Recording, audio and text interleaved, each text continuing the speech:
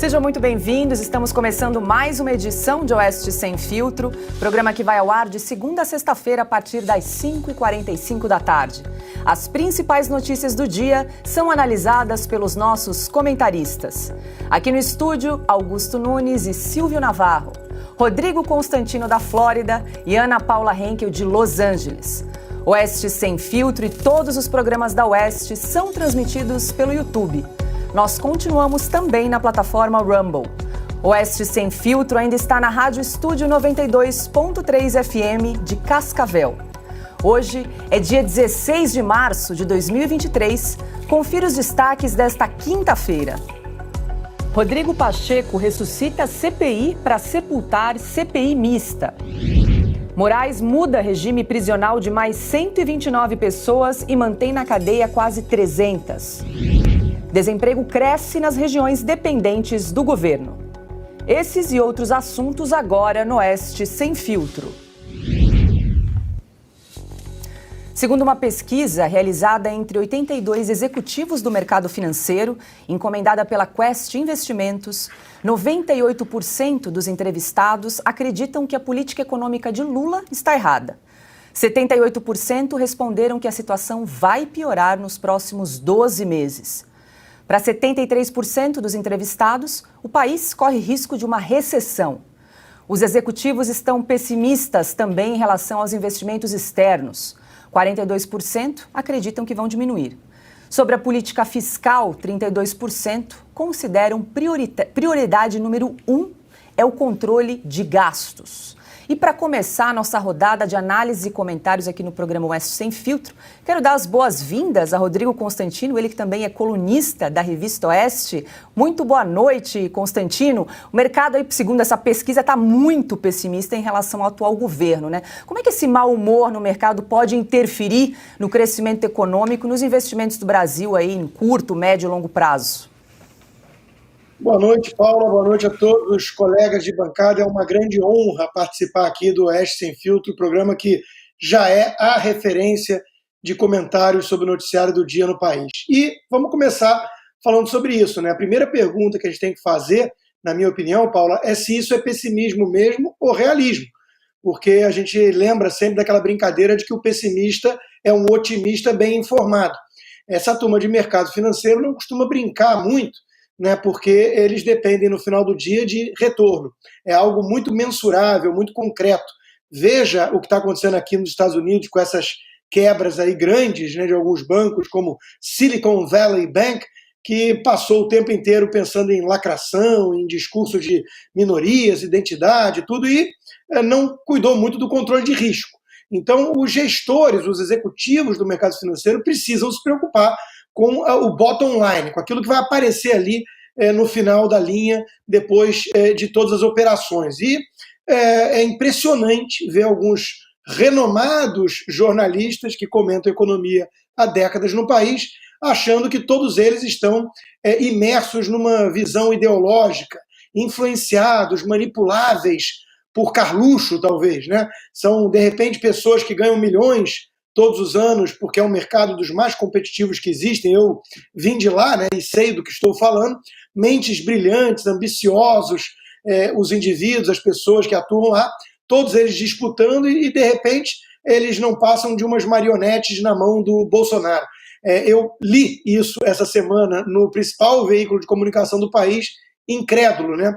Tamanho o esforço de passar pano para esse governo. O que esses executivos de mercado estão dizendo é aquilo que qualquer pessoa mais atenta está enxergando. A política fiscal do governo é uma desgraça. Um governo que o Fernando Haddad, o pior prefeito que São Paulo já teve, aquele que confessou nunca ter estudado a fundo a economia e colava nas provas, vira o fiador da estabilidade, né? Porque o Lula, presidente, seu chefe, fala muita besteira nessa área. A gente pode imaginar o que vem por aí. E aí qual é o exemplo que a turma que passa pano dá, né? Não, ele está reonerando os combustíveis, que é um eufemismo para subir impostos. Ah, então agora eu descobri, o que vai salvar o país é subir impostos. Esse é o equilíbrio fiscal.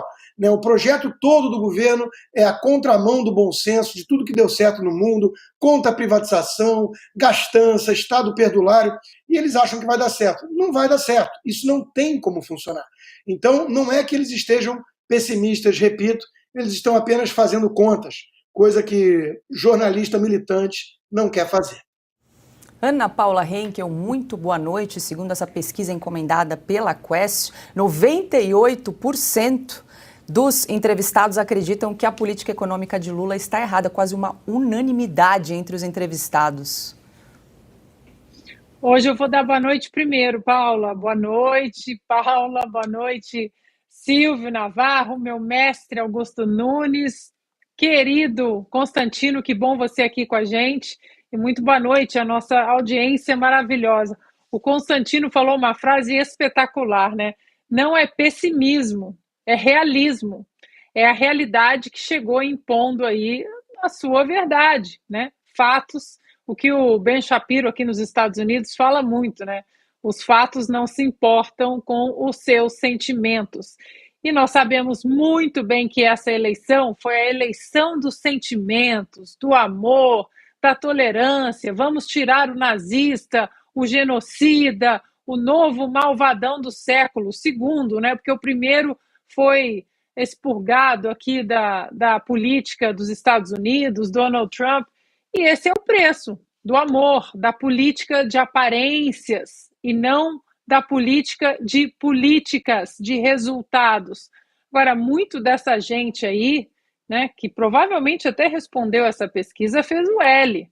Muito dessa gente fez o L porque o Bolsonaro, que nojinho, né, da figura, não falastrão, e às vezes fala demais, e não tem aquela presença presidenciável. Eu vi esses dias, eu recebi no meu WhatsApp, num grupo de conservadores liberais, um post de uma rede social de um dito conservador aí da direita brasileira, mas que pregou o voto nulo, né, durante a eleição, depois tentou voltar atrás, dizendo que Donald Trump nem Bolsonaro, que eles não são conservadores e nem são liberais. Essa é a turma da imagem. Não olha os feitos, as ações, o legado. O próprio Ronald Reagan era chamado, esse não é conservador, isso é um libertário, e não olham as políticas. São as pessoas que ficam preocupadas demais com a imagem, como as coisas são entregues nas redes sociais, nas coletivas de imprensa, as picuinhas aqui e ali, né? E não prestam atenção no big picture, como os americanos falam, o que foi entregue. Eu falo muito dessa edição da Revista Oeste, porque muita gente me deu feedback nas redes sociais de como é preciosa a edição, talvez a nossa produção pode até colocar a capa, da herança bendita do governo do presidente Bolsonaro, das ações, dos feitos, do que foi entregue, das pastas técnicas. E isso tudo saiu de cena, jogaram fora a água com o bebê junto, porque o Bolsonaro não tinha a imagem que eles queriam. Silvio Navarro, muito boa noite. Alguns fatos ajudam a explicar o resultado dessa pesquisa. A gente já comentou várias vezes aqui no programa, né? O Lula criticando a alta de juros, a autonomia do Banco Central, a volta da farra dos empréstimos do BNDES, a falta de uma âncora fiscal. Está complicada a situação no Brasil, né? E a lista é longa e não para de crescer. Boa noite para você, Paula, mestre Augusto Nunes, querida Ana Paula e Rodrigo Constantino. Muito bom tê-lo aqui conosco no Oeste Sem Filtro. Boa noite para você que nos acompanha. Paula, olha, o Rodrigo fez um excelente panorama, traçou muito bem como é que pensa o mercado financeiro e também eu iria além, Paula, porque seguramente nós vamos falar aqui no programa sobre desemprego, por exemplo, então eu colocaria aí também a mente, a cabeça do empresário nesse momento. O Brasil hoje é um país que vive uma aventura fiscal irresponsável e anunciada, pré-anunciada. Antes de o governo começar, já que o Lula disse que começou a governar antes de tomar posse, já havia a PEC da gastança e a ameaça, agora cumprida, de uma aventura irresponsável do ponto de vista fiscal. O ministro da Fazenda, colocado aí como o fiador da economia nas capas de revistas da velha mídia, veja, ele não consegue explicar a proposta de novo arcabouço fiscal, ele não consegue explicar o acordo que faz de tributação, né, do ponto de vista tributário com os governadores. Então, o que acontece? O mercado, o empresariado tem medo, é claro. Imagine, então, o investidor estrangeiro vai colocar dinheiro num país que não tem previsibilidade alguma? É claro que não, né? A Ana lembrou bem, muita gente aí fez o L na eleição, mas seguramente ficou muito claro, já antes desse governo começar, que a nossa economia, que estava nos eixos, que estava em ordem, que demonstrou resiliência durante a pandemia pela gestão do ministro Paulo Guedes, ela vai desidratando, ela vai emperrando muito antes do que se esperava. E, enquanto isso, até agora, para quem fez o L, nada de picanha, Paula. Augusto Nunes, muito boa noite. Boa noite, nossa chefe Paula, meu irmão Silvio Navarro, meu grande amigo Constantino, Ana, minha parceira querida. Boa noite a você que nos acompanha. Então, o Constantino resumiu aí a ópera que nós estamos a que nós estamos assistindo. Eu acrescento só algumas observações, né? O Lula, primeiro, qual é a política econômica dele? Ninguém sabe. Ninguém sabe. O Lula acha, pelo menos achava até recentemente, que bastaria a figura dele no Planalto para que o Brasil ficasse tranquilo quanto ao futuro. Não é nada disso. Ele demorou a anunciar, o ministro da Fazenda anunciou um sujeito que confessa não entender nada de economia, que é o Haddad. Né? O Lula entende menos ainda. O Haddad está falando de um mês, né? Você vê, ele tá recorrendo a um dialeto estranho, porque já que ele não sabe o que falar, ele também não deixa ninguém perceber o que ele está falando. E mais, também está entrando nessa, de não, o Lula está lá, ele sabe o que fazer. O nosso Bessias, né? Que agora está enganando o povo no cargo de chefe da Advocacia Geral da União.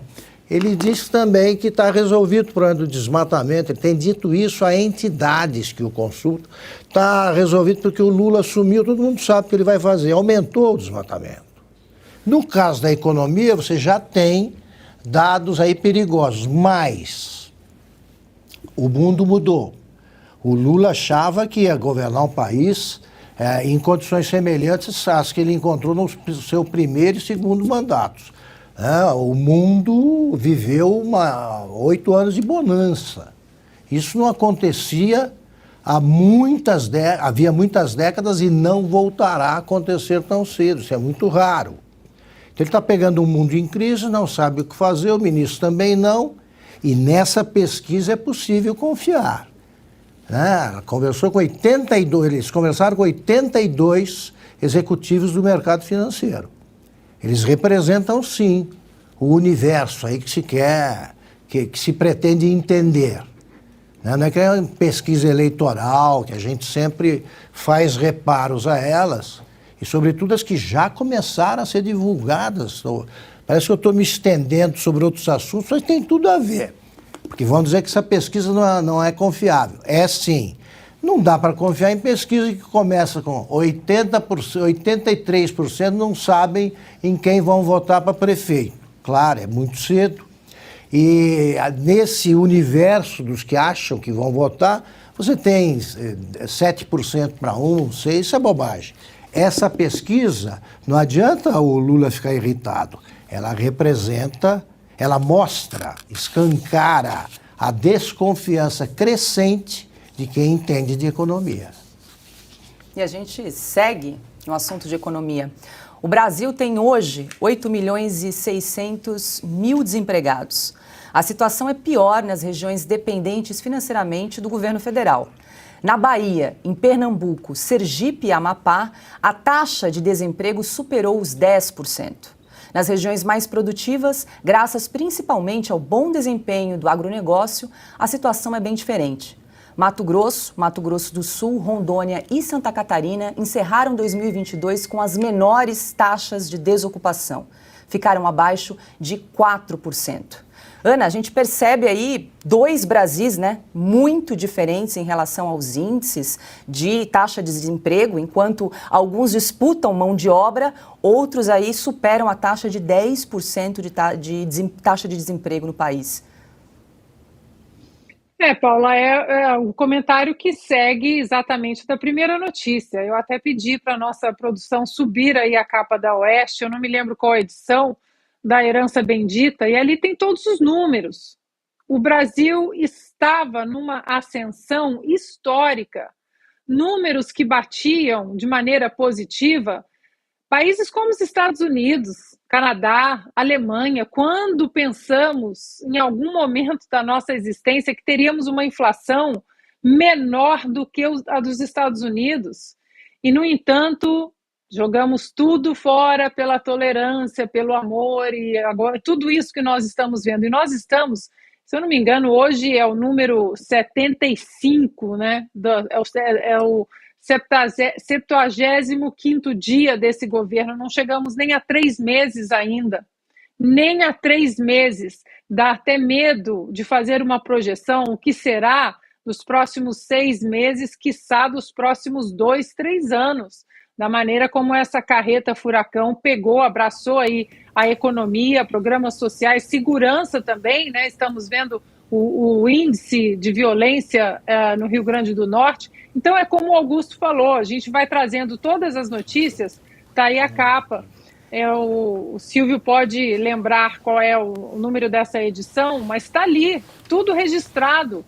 Os números do que o governo do presidente Jair Bolsonaro, como ele entregou o país a esse desgoverno que agora não tem projeto nenhum. Nós não vamos cansar de repetir isso aqui, porque até agora eles não apresentaram projeto nenhum para o Brasil. Muito pelo contrário, uma agenda de retrocesso que vai desmantelar, que vai desfazer tudo de bom que o governo do presidente Bolsonaro, com todos os seus defeitos, e aqui criticamos durante os 4 anos alguns pontos que poderiam e deveriam ser criticados, mas esse desgoverno agora vai desmantelar e desfazer tudo de bom, o bom legado, a herança bendita que o governo do presidente Bolsonaro deixou. Ana, bem lembrada, essa é a edição 141 da Revista Oeste, essa capa foi assinada pelo jornalista Arthur Piva, Herança Bendita. Diga lá, Silvio. Exatamente, tem essa capa que a Ana trouxe, mas também tem a reportagem do nosso José Roberto Guzzo sobre o mesmo tema. Aliás, a Oeste visitou e revisitou esse tema várias vezes. Nesse caso específico, tem a capa aí na tela, é claro, traz ali um balanço óbvio. Essa reportagem saiu no início do mês de dezembro, que a balança comercial ia bem, superávit primário, o número de desemprego, né, o índice de desemprego vinha caindo na contramão da notícia que nós estamos dando agora. O PIB, na contramão também do resto do mundo, o PIB brasileiro era revisado para cima, enquanto aqui os nossos vizinhos sul-americanos e mesmo na Europa, Estados Unidos, o movimento era contrário. Aliás, isso é tema, inclusive, de uma fake news recente do presidente Lula. Ele disse: o PIB, a economia cresceu nada, aspas para o Lula. Isso há poucos dias, mentiu, não houve agência de checagem para reparar a tal fake news do Lula. Ninguém comentou em editorial do consórcio da imprensa, mas sim, ele mentiu, né? Entre outros tantos números, Paula, que a gente poderia trazer aqui. Então, eu volto ao comentário anterior quando eu disse que a engrenagem econômica que demonstrou enorme resiliência durante a pandemia, que apontou para um bom caminho até o período eleitoral, ela vai emperrando mais cedo do que se imaginava. E aí pode ter certeza que as consequências, inclusive para a popularidade desse governo, elas serão brutais e rápidas. Constantino, eu vou até pedir para a produção exibir novamente aquele gráfico, o mapa com as regiões do Brasil, com os números ali, né? As regiões, vamos lá, mapa do desemprego no Brasil. Então, as regiões ali mais dependentes, né, do governo, Bahia, Pernambuco, Sergipe e Amapá, com taxa de desemprego, então, que supera os 10%. Bahia com 13,5%, Amapá com 13,3%, Pernambuco com 12,3% e Sergipe 11,9%. E aí as 4 regiões com menor índice, né?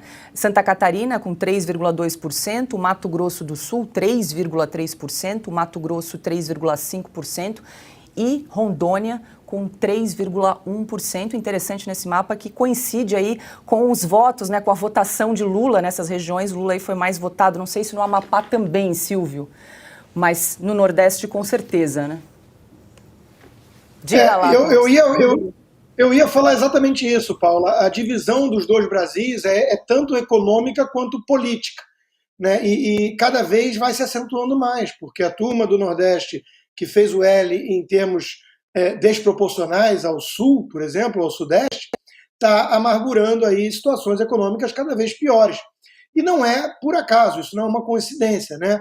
A estratégia da esquerda radical sempre foi chafurdar na miséria, na ignorância, né? Não são os piores índices também, muitas vezes de desenvolvimento humano, de educação, quando você vai para alguns estados, algumas cidades no Nordeste. Então não é uma coincidência. Tem método, né? Como diriam, tem método.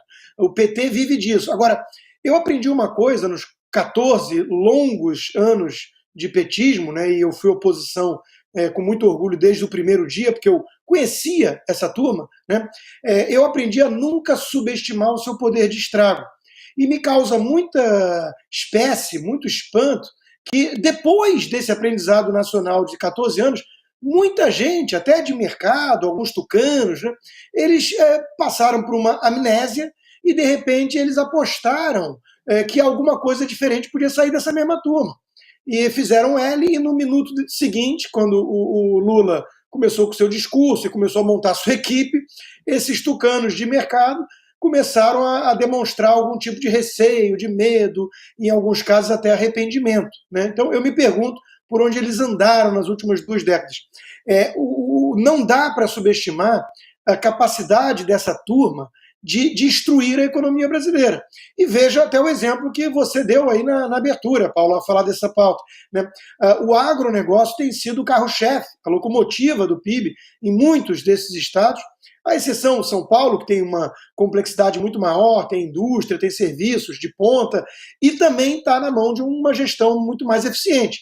Veja que o nosso governador de São Paulo bateu lá o martelo para continuar privatizando, fazendo concessões, atraindo investimento privado, e a reação da esquerda é falar de erotização, surto de erotização, não consigo nem lembrar, porque é muito criativa essa turma da esquerda, né? Então, eles estão preocupados com coisas muito diferentes do brasileiro médio, que quer emprego, né? E o governador de São Paulo está voltado para isso, o de Minas Gerais também, tanto que disse, né, que cerca é para ser respeitada no seu estado, enquanto que o governo federal vai à contramão flertando com a turma do MST, a turma que invade e depreda e vai contra justamente o agronegócio, a locomotiva de riqueza, criação de riqueza e empregos em boas partes do país. Então, quer dizer, repito, né, se você projetar destruição quando está no poder a esquerda, principalmente a esquerda radical petista, a chance de você errar e quebrar a cara é muito baixa. Você pode, por algum prazo curto, parecer que está equivocado, porque o contexto internacional é favorável. Foi exatamente o que aconteceu no primeiro mandato de Lula lá atrás, né, com o boom da China, puxando o preço de commodities, mas mesmo assim, não era preciso ser profeta ou ter bola de cristal para ver onde é que a coisa ia acabar. E acaba sempre mal. Augusto Nunes, como bem lembrou o Constantino, o setor, o agronegócio, ajuda a explicar esse bom desempenho de regiões e de estados como Mato Grosso do Sul, Rondônia e também Santa Catarina, com uma taxa de desocupação abaixo dos 4%. Santa Catarina chega a 3,2%, por exemplo. São índices europeus, né?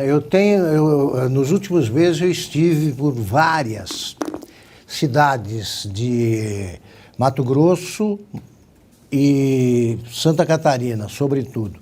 É impressionante a paisagem que se vê. Lá eu me dei conta, a volta para São Paulo, eu tive a sensação que eu tenho quando volto da Europa. E aí eu vi que, porque lá não há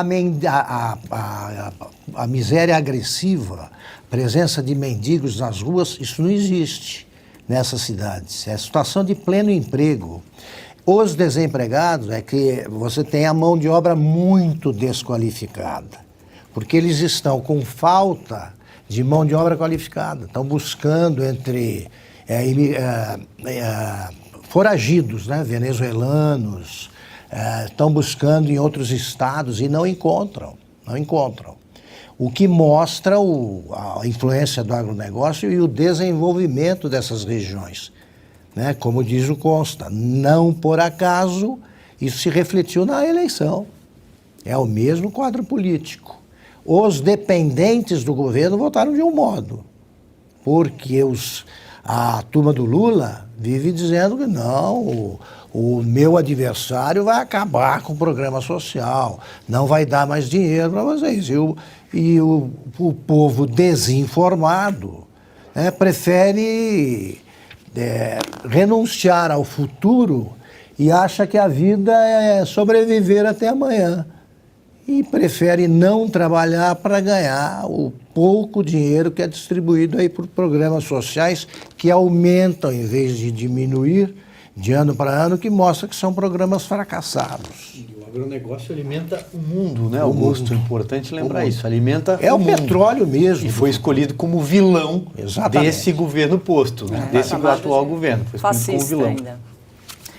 18 horas, 11 minutos. Lembrando que estamos ao vivo no canal da Revista Oeste, no YouTube e também pela plataforma Rumble. A gente convida você que está nos acompanhando a se inscrever no nosso canal, deixar o seu comentário, o seu like, participar do nosso chat e compartilhar esse link nas suas redes sociais, grupos de WhatsApp, Telegram, para a gente fortalecer nossa comunidade, crescer o número de inscritos aqui no nosso canal da Revista Oeste, no YouTube. E também quero fazer um convite a você que gosta do nosso conteúdo, assine a Revista Oeste. Hoje é quinta-feira, amanhã, então, tem uma edição exclusiva no site da Revista Oeste para você que é assinante. Então, se você ainda não assinou, corre lá no site revistaoeste.com/assine ou então aponte a câmera do seu celular para o QR Code aqui do ladinho que está aparecendo na tela. Um passo a passo bem simples para você também se tornar um assinante e poder conferir os textos dos melhores jornalistas do Brasil. Amanhã tem texto de Augusto Nunes, Rodrigo Constantino, Ana Paula Henkel. Silvio Navarro escreve para essa edição, Silvio? Silvio Navarro, Bruno Meyer, Dagomir Marquese, que foi visitar lá o São Sebastião, o litoral norte.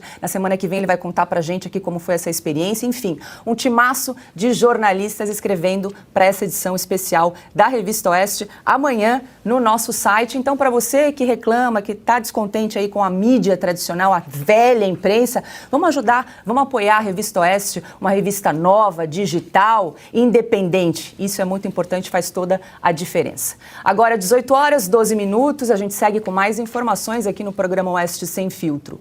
Alexandre de Moraes, ministro do Supremo, mudou o regime prisional de mais 129 suspeitos de participar dos acontecimentos de 8 de janeiro. Eles vão para casa com restrições como o uso de tornozeleira eletrônica. 294 pessoas continuam nas penitenciárias da Papuda e da Colmeia, no Distrito Federal. Moraes concluiu a análise de todos os pedidos para liberdade provisória. Constantino, mais 129 pessoas agora foram liberadas, mas 194 permanecem presas aí entre Papuda e Colmeia. Paulo, é um absurdo. Esse tema é muito delicado, né? Talvez o país devia ter parado para debater essas prisões coletivas e arbitrárias. Né? Eu, como sou alvo desse arbítrio, né? Até hoje estou com minhas redes sociais censuradas no país, minhas contas bancárias congeladas, meu passaporte cancelado, né? Coisas que eu penso assim, estou sendo tratado que nem o Sérgio Cabral. Aí eu lembro que o Sérgio Cabral já está aí chorando, bancando a vítima, livre, leve e solto. Eu penso, não, eu estou sendo tratado como bandido, o Sérgio Cabral já está à vontade a ponto de fazer esse teatro, chinfrim. Né? Então é algo muito grave. Né? Eu, sendo vítima disso, obviamente me compadeço ainda mais, mas as pessoas foram presas, criaram a culpa coletiva, as pessoas foram levadas para um campo de concentração sem saber nenhum motivo, e muitos alegam que foram enganados. né? Aí depois o próprio ministro vai soltando de uma maneira também arbitrária, o que mostra que a prisão em si foi da cabeça dele. Isso foi até tema de um editorial, não vou dizer da revista Oeste, independente, corajosa, porque isso a Oeste já tem denunciado há tempo. Foi editorial do Estadão. Quer dizer, até a mídia tucana, aliada ao sistema, né, que nunca levantava a voz para criticar o abuso de poder do Supremo, porque o alvo era o bolsonarismo no poder, né, agora descobriu o arbítrio e falou, opa, peraí, se no Dia das Mulheres vai lá e solta mulheres da cabeça dele, é porque prendeu da cabeça dele. E isso não é compatível com o império das leis. Não me diga. Então, o Estadão está, aos poucos, descobrindo o que está acontecendo no país. De repente, mais 2 ou 3 anos, eles se dão conta de que a ameaça à democracia não vinha exatamente de Bolsonaro. Diga lá, Silvio. Não, veja, Paula, todos os dias nós temos que fazer a mesma ressalva de que nós não apoiamos nenhum tipo de vandalismo, de depredação, e as pessoas que cometeram esses malfeitos, esses crimes, elas devem ser punidos à letra da lei. Ponto. Dito isso, vamos para o comentário agora que você acabou de trazer. Mais 100 pessoas libertadas, e as que seguem presas e que até hoje não entendem por que foram arroladas nesse processo kafkiano, né? No Dia da Mulher saíram mulheres, agora começam a sair os homens e usando tornozeleiras. Tiveram que assinar ali uma carta de crimes que muitos deles sequer sabiam o que estavam assinando. Pessoas ficaram em celas superlotadas, sem remédios, no caso daquelas que tinham remédio de uso contínuo. Nós relatamos aqui casos de mulheres que foram libertadas depois de 70 dias e que tinham a tutela de crianças com deficiências, por exemplo, eram mães, eram avós e, sobretudo, pessoas que chegaram a Brasília depois dos atos do dia 8 de janeiro, ou na noite ou até no dia seguinte. Pessoas que foram embarcadas em ônibus e levadas para o ginásio da democracia para depois ir parar na Papuda ou na Colmeia, sem saber que estavam sendo presas naquele momento e por que estavam sendo presas. Então, a gente tem que repetir isso todos os dias, mas para eu não me alongar, Paula, olha só, isso tudo um dia vai passar. Tenho dito isso aqui nos nossos programas, mas as marcas dessas prisões talvez não passem na vida de muitas pessoas que foram trancadas durante 70 dias numa cela. Tiveram as vidas marcadas e estraçalhadas. Eu quero ver quem vai reparar tudo isso um dia, para não entrar aqui no assunto da CPI, que é, sim, o que vai, afinal de contas, dizer o que aconteceu e o que não aconteceu no dia 8 de janeiro. Eu acho que nós vamos tratar desse assunto na sequência. Ana e Augusto, eu quero ouvi-los a esse respeito, mas antes quero adicionar mais uma informação. Lula disse que as cadeias do Brasil estão cheias de gente inocente. A declaração foi feita durante uma cerimônia no Palácio do Planalto. Vamos acompanhar. Esses dias atrás eu estava conversando com o ministro Silvio Almeida. Eu falei, Silvio, acho que era importante você pegar, sabe, a Defensoria Pública e juntar um grupo de advogados e vocês começaram a visitar todas as delegacias brasileiras para a gente ver quanta gente que está presa sem nunca ter sido ouvida por um advogado, sem nunca ter sido visitada por um juiz. Ou seja, as pessoas são presas e são confinadas. Nós queremos a cadeia que ela esteja cheia de gente que cometeu crime, mas não queremos a cadeia cheia de gente inocente como nós temos hoje no país. Ana, Lula falou que a cadeia está cheia de gente inocente. Será que ele estava se referindo às pessoas presas lá em Brasília? É inacreditável, né? É tão difícil ouvir e ver essa pessoa como presidente do Brasil, né? Um ex-presidiário, descondenado, foi solto aí numa manobra para lá de ativista do Supremo Tribunal Federal e fala, né, como se nada tivesse acontecido no 8 de janeiro. Todo o disclaimer do Silvio assina embaixo e por isso nós queremos a CPMI do 8 de janeiro, porque nós queremos os culpados punidos. Mas ele, até hoje, o Lula não tocou no assunto de que há presos políticos, de que há inocentes, né, nas cadeias por causa do 8 de janeiro. E sabe um detalhe também, Paula, que é difícil olhar? É aquele vermelho no logo, ali na logo do Brasil, né? Governo federal, Brasil embaixo, um verde e amarelo ali bem... E aquele vermelho, nós não temos vermelho na nossa bandeira, nós não temos vermelho na ideologia conservadora do povo, no que o povo quer, liberdade. A liberdade não é pintada de vermelho, nem no Brasil, nem em lugar algum. Agora, esse vermelho, ele lembra muito o quê? Ele lembra muito os comunistas, os soviéticos, que prendiam exatamente como um balaio coletivo. Vamos prender aqui todos os dissidentes, os que têm alguma cumplicidade com aqueles que têm alguma coisa contra o governo. Vamos prender todo mundo, até famílias inteiras eram presas, exatamente porque poderiam levantar alguma suspeita sobre os ditadores, né? Stalin fez isso com a sua polícia privada ali, né? O Beria, chefe da polícia dele, fazia isso de maneira até orgulhosa. Não, eu prendo primeiro, depois eu acho um crime, se possível. Nós só enxergamos, só estudamos e testemunhamos esse tipo de conduta criminosa, tirânica, sádica, bárbara, nos regimes totalitários, nas páginas de história do mundo. E agora, né, tem que olhar, esse é o amor, esse é o governo da tolerância.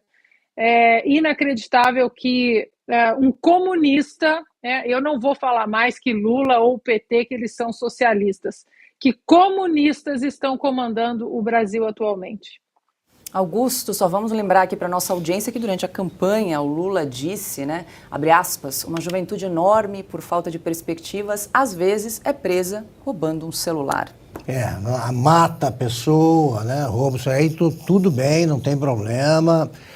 Ele continua dividindo o Brasil e o mundo em eles e nós, né? Eles são os que estão no poder.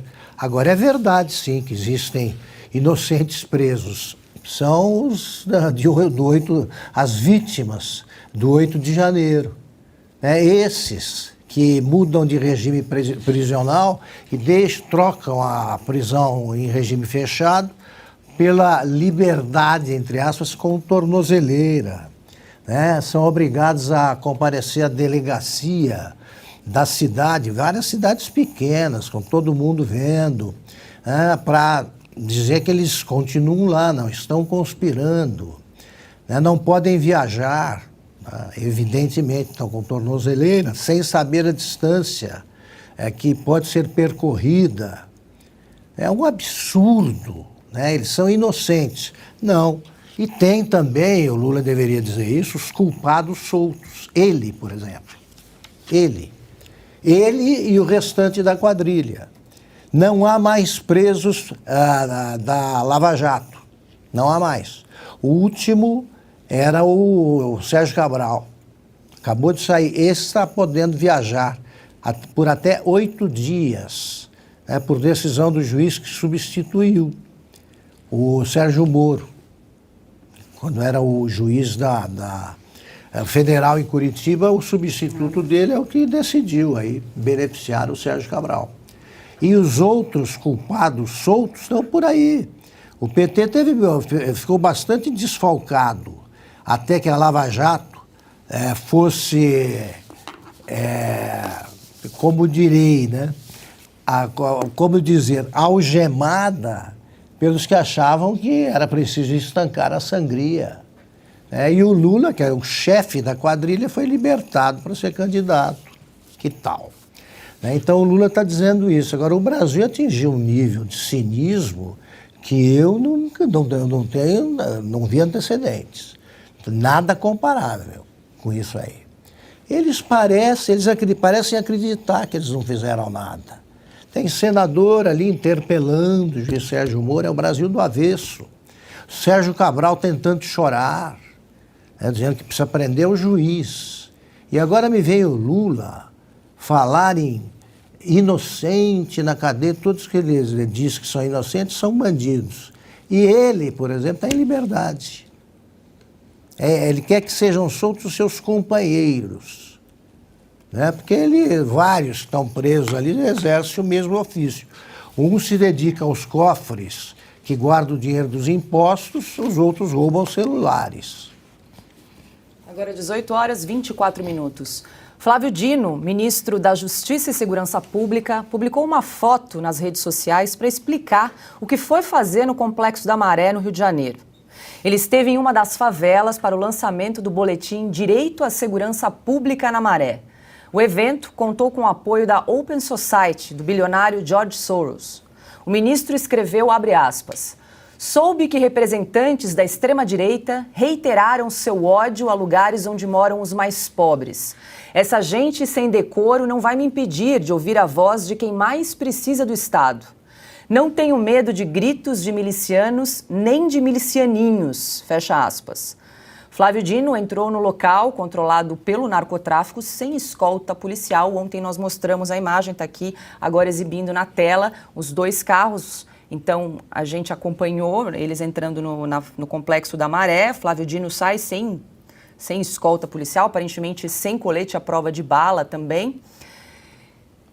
Rodrigo Constantino, e aí, de novo essa tentativa aí de jogar nós contra eles, né? Nessa fala do Flávio Dino, falando aí, né? Soube de representantes que reiteraram seu ódio a lugares onde moram os mais pobres. É desvio de foco, né? O Augusto Nunes matou a pau quando disse que nunca se viu um grau de cinismo como esse no Brasil hoje. A hipocrisia é a homenagem que o vício presta à virtude. Essa turma toda finge, né, que tem uma certa virtude que não tem. E nesse caso, eu fui visitar e cuidar dos mais pobres. A questão não é essa.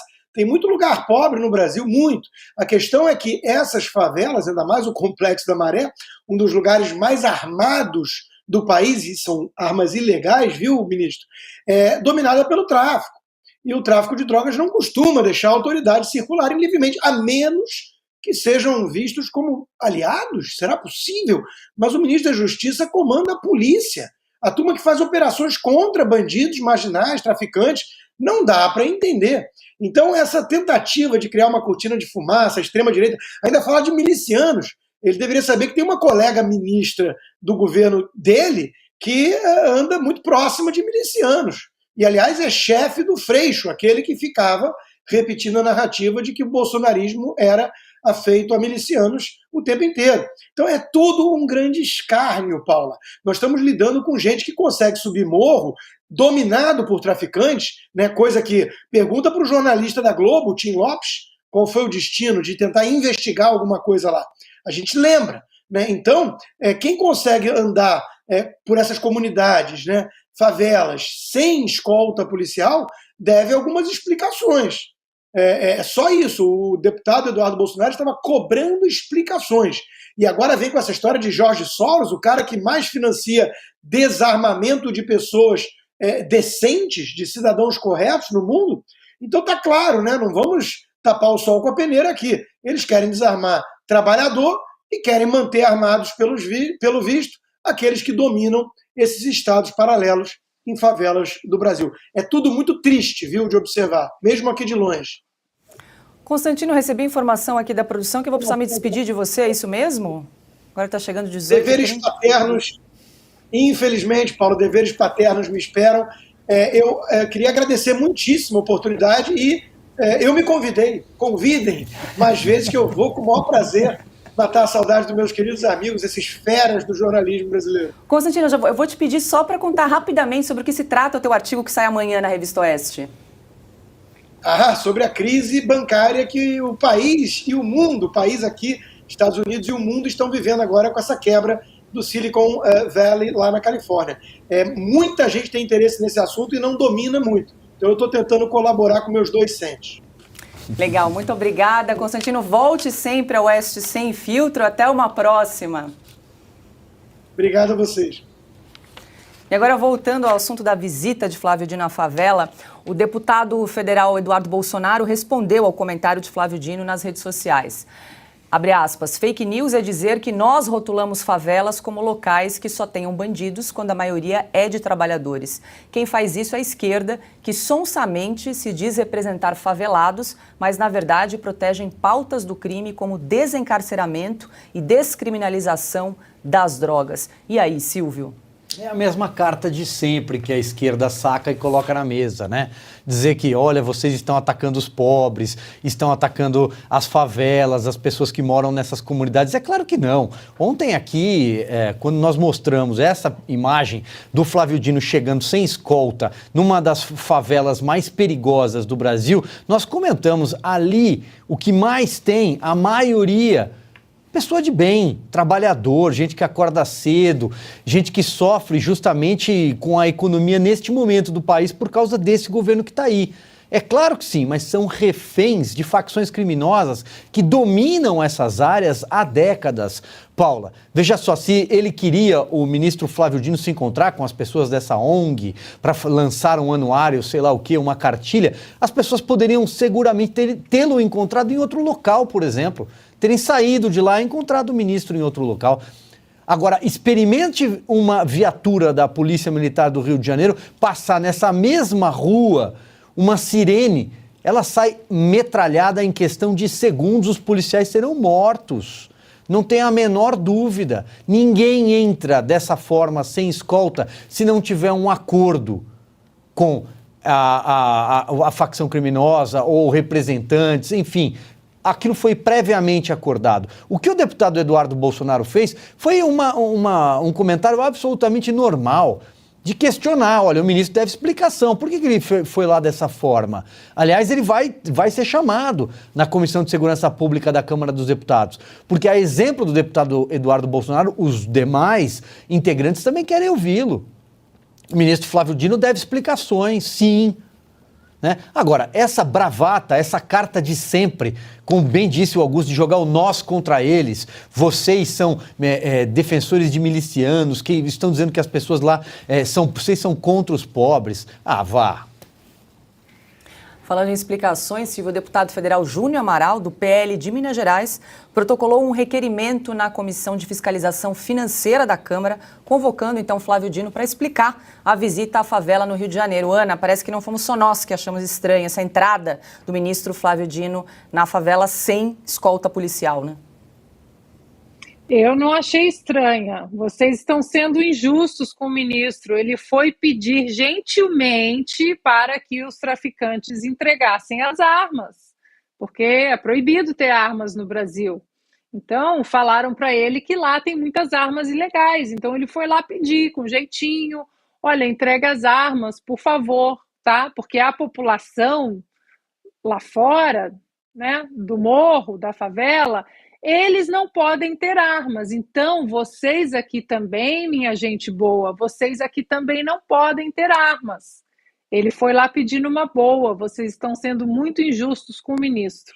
Ora, ironia à parte, é engraçado, né? Como a nova premissa constitucional que prendeu aí mais de 1.000 pessoas no 8 de janeiro, né, sem individualizar os supostos crimes cometidos por cada indivíduo, a mesma premissa não é aplicada numa batida na favela, por exemplo, porque não prende todo mundo que estava com arma ilegal, todo mundo que tem alguma relação com o tráfico, prende todo mundo e depois vai individualizando, Dia das Mães, Dia dos Pais, vai soltando aí a conta-gotas de maneira homeopática.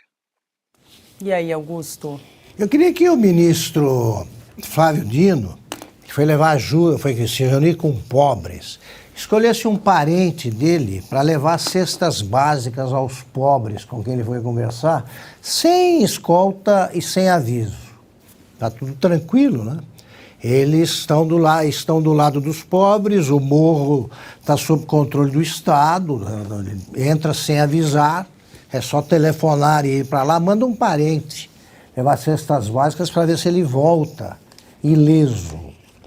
Até as areias ali das praias do Rio sabem que os morros são controlados pelo narcotráfico. Todo mundo sabe, Flávio Dino sabe também, como sabem os moradores. Os pobres do morro são submetidos, subjugados por organizações criminosas. Não existe vestígio da presença do Estado lá. Ele é ministro da Segurança Pública também. Manda instalar uma delegacia no morro para ajudar a pobreza, lá para ver se alguém sobrevive.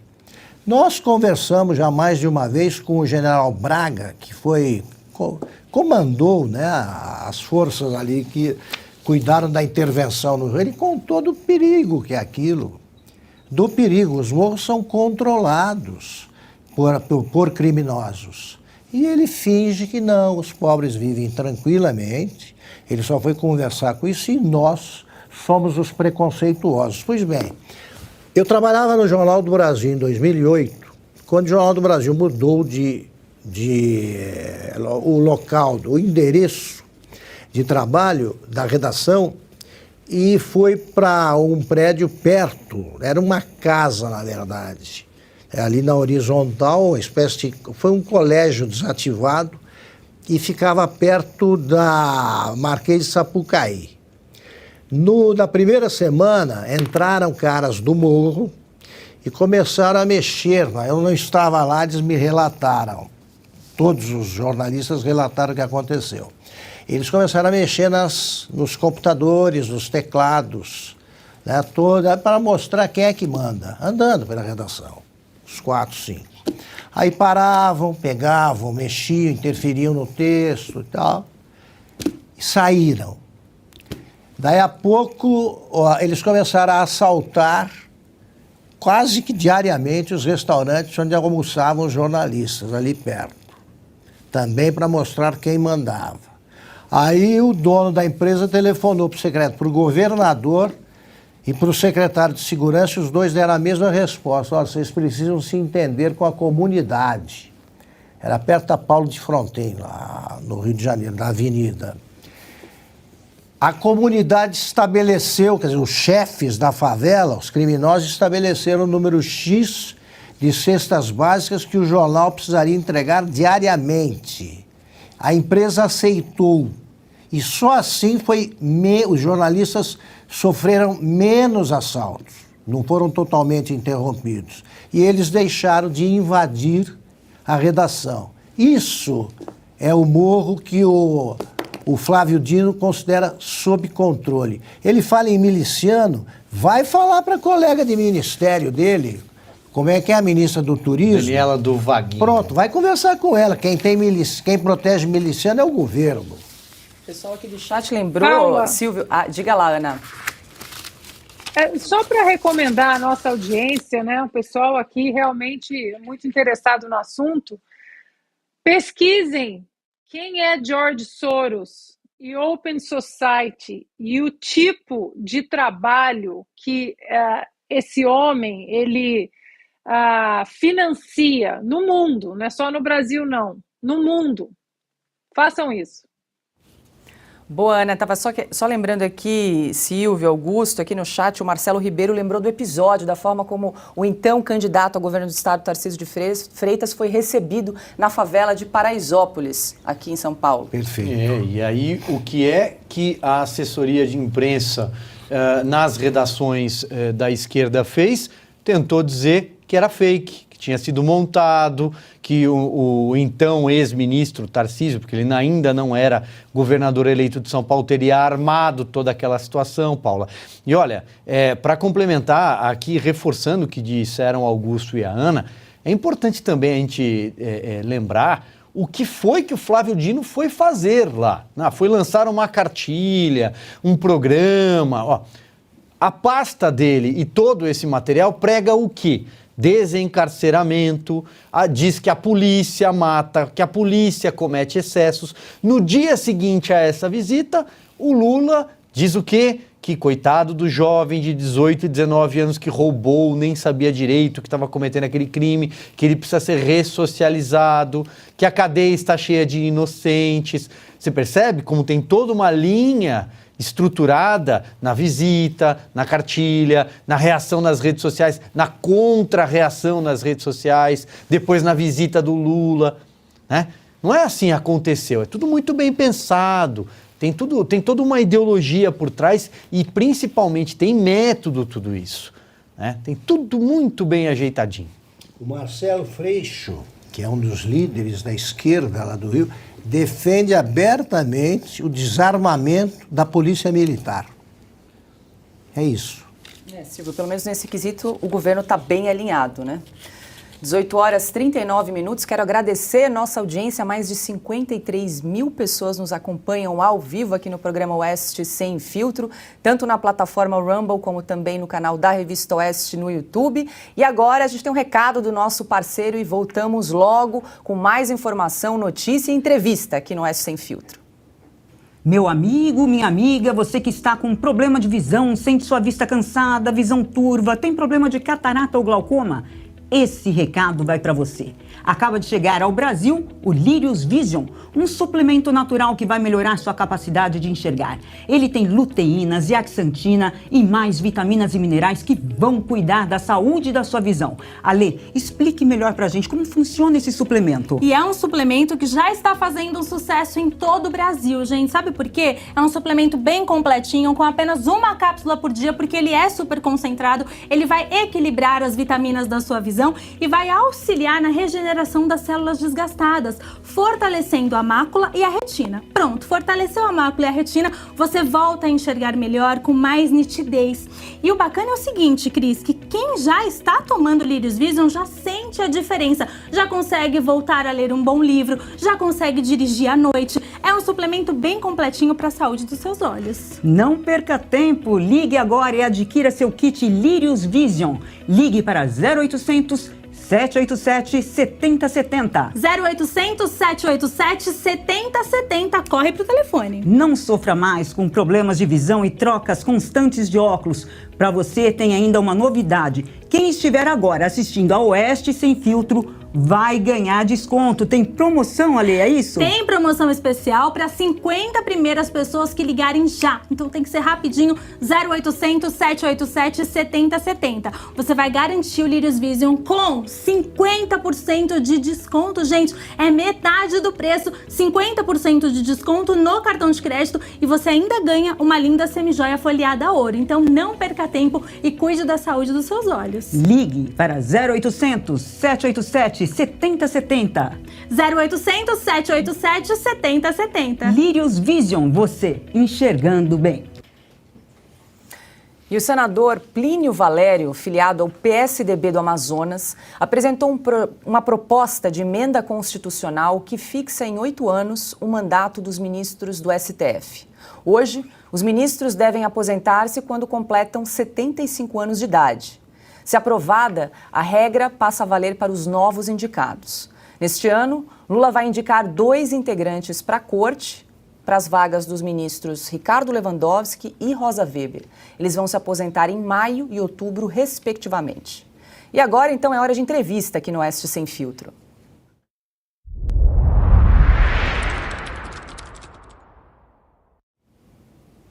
E nós vamos conversar agora com o autor do projeto da PEC, o senador Plínio Valério. Muito boa noite, senador. O senhor me ouve bem?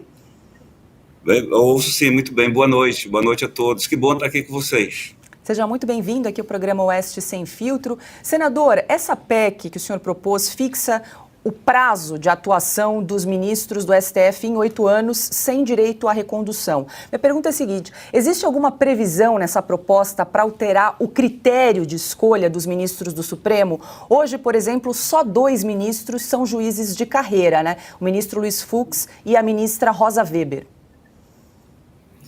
Eu fiz, a exemplo do que eu fiz na Lei de Autonomia do Banco Central, que também é de minha autoria, eu fiz uma espinha dorsal e não botei muito penduricalho, para não criar problema, para ser mais fácil de digerir, como acabou acontecendo. Eu fiz a mesma coisa aí com o critério para a escolha dos ministros. A nossa PEC é para dar celeridade e botar freio, para dar demonstração ao brasileiro de que o Supremo não é assim tão Supremo, que pode muito, mas não pode tudo. O que é a nossa PEC? Estabelece um mandato fixo de 8 anos, sem direito à recondução, e acelera, dando 30 dias para que o presidente da República indique ao Senado o nome do substituto, quando vagar. E nós temos até 120 dias para aprovar, sabatinar, aprovar, referendar ou não. E o presidente teria mais 10 dias para sancionar, para que não se repita o episódio que aconteceu com o André Mendonça, quando paralisou e a corte, que só tem 11, acabou sempre decidindo com 10. Então, seria celeridade e freio. Essa é a espinha dorsal da nossa PEC. Perfeito. Quem pergunta agora é Silvio Navarro. Boa noite, senador. Um prazer conversar com o senhor mais uma vez aqui na Revista Oeste. Bom, se o Brasil fosse um país sério e diferente, a maioria dos brasileiros não saberia o nome dos ministros do Supremo Tribunal Federal. Eles só se manifestariam nos autos e obrigatoriamente teriam no currículo o notório saber, uma carreira na área jurídica consolidada. Agora, senador, a gente sabe que uma PEC é difícil passar, principalmente com base, espelhando essa votação para a presidência do Senado. Então, mais ou menos ali dá para ter uma temperatura dos grupos políticos hoje divididos na casa.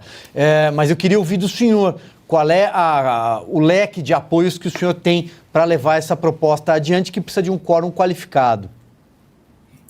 Hoje é muito mais do que já foi. Essa PEC é de 2019. Eu vi o ministro Dino falando aquelas bravatas, aquela bobagem que ele sempre fala, dizendo que era retaliação do Senado. Ora, é de 2019. Quando eu apresentei a PEC, não tinha passado nenhum boi na porteira. Ali não tinha passado nenhum boi. Depois passou um boi, passou a boiada, e hoje já é o tanto quanto meio tarde para isso. Então, a gente sente um apoio bem maior. Muito maior mesmo. Inclusive, a gente extrapolou. O Lewandowski tocou no assunto, o Moraes tocou no assunto, o Gilmar já tocou que não quer. Então, isso é legal, essa discussão. Mesmo que não consigamos, e nós vamos tentar conseguir a qualquer custo, é bom trazer esse tema. O Senado está muito mal com a população. E nós precisamos nos reaproximar daqueles que nos elegeram, que nos mandaram para Brasília. E uma das formas é exatamente dizer, olha, o Supremo tem freio. Então, a gente está assim, aqueles 27, 30, que já a gente sabe que tem, poderá ser ampliado. É muito difícil, sim, 2/3, mas não é impossível. Eu lembro, me permito lembrar, sobre a autonomia do Banco Central. Quando eu ventilei, que apresentei a lei, também era tabu, ninguém conversava, e a gente acabou aproveitando. Eu tenho muita esperança, porque nós somos representantes do povo, oriundo da vontade popular, e o povo quer essa demonstração. Agora, há quem discorde lá dentro, por exemplo, discorde não, quem pondere. O Moro, por exemplo, conversou comigo e falou, olha, eu gosto da ideia, estamos juntos, mas eu defendo 12 anos. Eu falei, não tem problema, a gente vai ter na tramitação, vai ter possibilidade para isso. E complementando lá a primeira pergunta, o modus de escolher o ministro continua aqueles mesmos, tá bom? Continua da mesma forma. Como eu falei, o importante é fixar, porque os ministros, alguns deles, praticamente quase todos, não se sentem mais humanos, não se sentem mais mortais. Eles pensam que a sede do Supremo é o Olimpo, se julgam semideuses. Por quê? Porque só vão sair aos 75 anos, inimputáveis. Hoje, de onde é que o Barroso dá entrevista? De Nova York. Onde é que o Gilmar dá entrevista? De Portugal. Então, esse pessoal sabe que quando sair não vai ter problema. E tendo 8 anos, eu entro hoje, mas saio daqui a 8 anos, vai dar tudo de si, vai trabalhar bem para que seja bem-vindo e depois aproveitado, talvez, no mercado. Não vai achar o que acha agora, que não tem que dar satisfação nenhuma. O Supremo usurpou há muito tempo a prerrogativa do Legislativo e também a do Executivo. E a gente tem que fazer algo. Como a gente sabe que o impeachment nem lido em plenário embora tantos pedidos que tenham, a gente quer pelo menos que se discuta o mandato fixo. Isso é muito bom, muito salutar essa discussão. Eu fiquei feliz porque surgiu agora, veio à tona e veio à ribalta. Nós estamos conversando ao vivo com o senador Plínio Valério. Quem pergunta agora é Ana Paula Henkel. Muito boa noite, senador. Bom, parabéns pela iniciativa, embora eu acredite que uma PEC dessa acabe entrando, no campo político dentro do STF e ela não passe, de uma maneira como deveria passar, mas parabéns pela iniciativa, porque é um assunto que precisa ser trazido, ao debate público, as pessoas precisam começar a falar sobre isso. E uma pena que no Brasil nós não temos a premissa como aqui os americanos, que qualquer indicado para a Suprema Corte tem que ser juiz, tem que passar pela carreira de juiz, até porque a sabatina no Senado, ela fica muito em cima das decisões que aquele indicado ou aquela indicada, eles tiveram nas instâncias inferiores. E como nós não temos isso, senador, como levar a sabatina do Senado a sério? Como podemos usar a sabatina? Porque hoje é o único instrumento que temos para não deixar que um juiz, um ministro ativista, um advogado ativista, ele entre no Supremo Tribunal Federal. Como tornar essa sabatina uma ferramenta séria que pode bloquear esses ativistas e militantes? Ana Paula, a sabatina das quais eu participei realmente é uma coisa para inglês ver. Você já vai para lá sabendo quem é a favor, quem é contra. Muitos já vão para elogiar, né, o novo ungido, já vão para fazer amizade com o novo ungido. Eu acho que a melhor forma é melhorar a qualidade, melhorar realmente a qualidade de nós, senadores. E o povo tem essa oportunidade, ao contrário do que tem no Supremo. Vão aos 75, e a gente, no caso do Senado, de 8 anos. Eu acho que é melhorar a qualidade. A gente fala muito em independência, muita gente critica, dizendo assim que tanto por cento do Senado, critica não, expõe, mostra, tanto por cento do Senado tem processo no Supremo, por isso se cala. Eu sou daqueles que não tem, graças a Deus. Então a gente tem que melhorar isso. A melhor forma é de você, no seu estado, quando for escolher o seu senador, você olhar, veja o currículo dele, ver a ficha dele, se ele tem processo, esse daí não vai fazer sabatina de Araque. Eu lembro que a sabatina no meu município, lá em Nepé, interior do Amazonas, o pessoal de sabatina de matemática, errava, pegava bolo, eu ainda sou dessa época. E ali errou, a gente devia mostrar que ele está mentindo, que ele está errando. Mas, na realidade, é todo um teatro, viu, Ana Paula? Infelizmente, eu não estou faltando com ética, nem acusando ninguém, mas, infelizmente, é um teatro. Aquela bola que a gente joga quicando na grande área e o sabatinado vai e chuta. Enfim, é melhorar a qualidade do legislador. Quem pergunta agora é Augusto Nunes. Senador, boa noite, é um prazer conversar com o senhor. Eu entendi assim, que os resultados das eleições de outubro mostraram que o povo conhece mais o Senado e entendeu, por exemplo, que cumpre ao Senado coibir eventuais abusos, não tem faltado, do Supremo Tribunal Federal. Os que tinham ainda mais 4 anos de mandato, né, tem praticamente, e não precisaram disputar a eleição, entenderam esse recado, pelo menos alguns deles, entenderam ou não? Entenderam, Augusto, um prazer estar com você aqui também.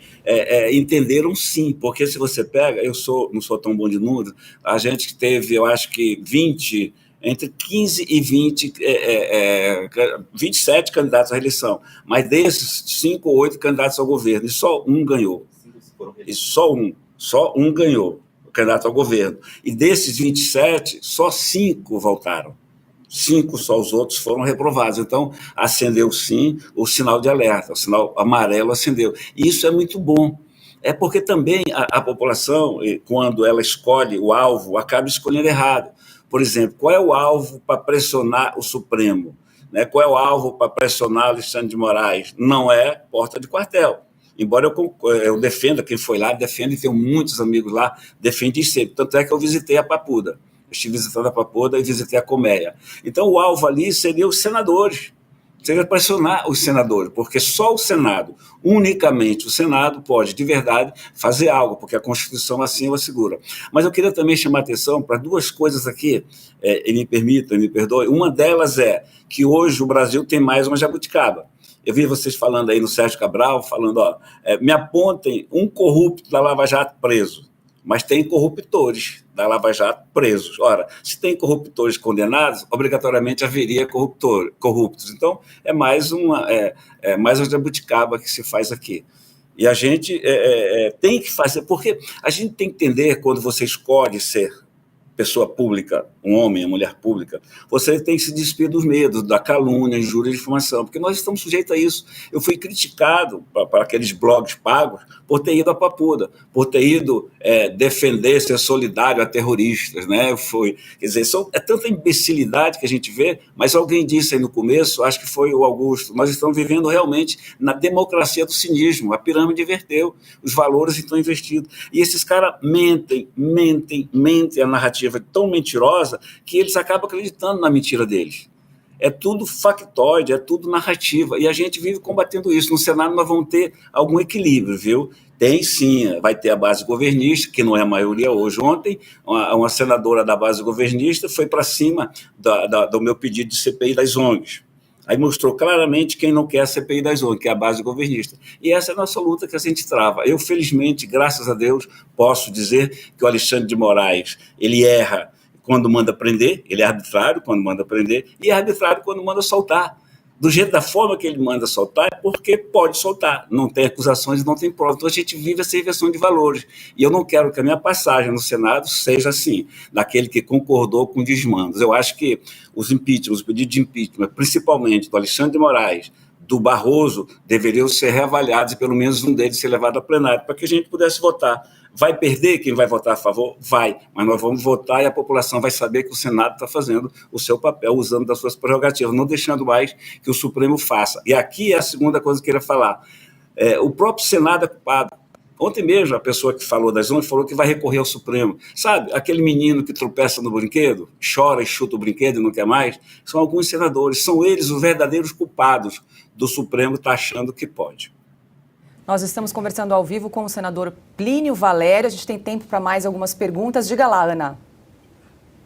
Senador, eu gostaria de puxar exatamente esse gancho aí sobre um possível pedido de impeachment dos ministros que cometam inconstitucionalidades trazido para o plenário do Senado. Nós vimos que nos últimos 2 anos isso aconteceu de uma maneira muito recorrente. O ministro Alexandre de Moraes, Barroso, cometendo várias inconstitucionalidades, e a nossa única ferramenta constitucional para frear esse tipo de conduta, que é o Senado, o senhor Rodrigo Pacheco resolveu engavetar todos os pedidos e agora o mesmo Rodrigo Pacheco foi reeleito à cadeira de presidente do Senado. O senhor sinceramente acredita que, se mais inconstitucionalidades forem cometidas, o Rodrigo Pacheco vai trazer essa discussão de um impeachment do ministro para o plenário? Ele prometeu trazer para a ordem, não digo da ordem do dia, para trazer para o palco, ele prometeu os assuntos referentes ao Supremo. Eu acho muito difícil essa história do impeachment, mas ela é necessária que nós possamos discutir. Até porque estão se armando, e vocês já devem saber disso, nós alertamos, as presidentes de mim, a gente está desde o começo alertando. Foi criada uma comissão de notáveis, né? Criada pelo presidente do Senado, notáveis, para estudar e atualizar e modernizar a lei do impeachment. E essa comissão aí foi presidida pelo Lewandowski. E foi assessorado, a secretária foi uma assessora do Lewandowski. Então, a gente começou a questionar e querer isso para a gente. Por que eles estão correndo com isso? Porque a lei do impeachment de 1950, ela enquadra todos eles. Não escapa ninguém. Até a ministra que deu aquele voz, não, eu sei que é constitucional, mas vamos permitir isso. Isso aí está previsto na atual lei do impeachment.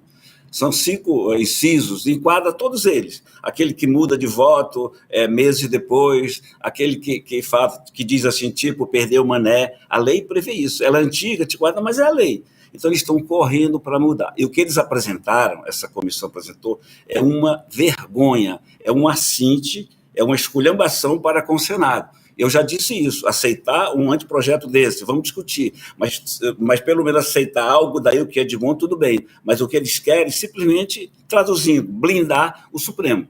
Então, se essa lei do impeachment, sugerida por essa comissão, for aprovada, não se pode empichar ministro nunca. Nunca, porque o Lewandowski comandou e eles fizeram tudo prevendo o Supremo. Agora, é tomar o nosso papel. Agora, eu demorei tanto, a minha carreira foram 36 anos para chegar no Senado, 15 eleições, 14 perdidas. Estou senador da República, não posso me prestar a esse papel. E eu disse naquele dia para o Rodrigo da tribuna, o Senado, embora quem não pode parecer e tratar, não é a casa da mãe Joana. Então, eu alerto para isso. Esse anteprojeto da lei do impeachment é um absurdo. A gente tem que estar alerta para não deixar isso passar. Senador, o pessoal aqui do chat está perguntando quem o senhor votou para a presidência do Senado? Olha, essa questão de votação, nós fizemos campanha, eu fiz campanha para o meu amigo Girão. Depois a gente se juntou com o Marinho. Sabendo que ia perder. Aí você começa a ver o blog do me esculhamba que eu votei no Pacheco, outro me esculhamba que eu votei no Marinho. Então, como a gente é independente, eu fui até o último minuto com o Girão, porque era verdadeiramente um candidato que teria chance de ganhar, mas naquela hora ele teria apenas alguns votos, da forma independente, porque o Marinho chegou carimbado de Bolsonaro. Então, qual era o teto do Marinho? 34 votos, a gente achava. Ele chegou a 32. E a gente pensava que com os 10, 8 que nós éramos do Girão, pudesse juntar tudo com o do Marinho. Na hora, o Girão desistiu para o Marinho.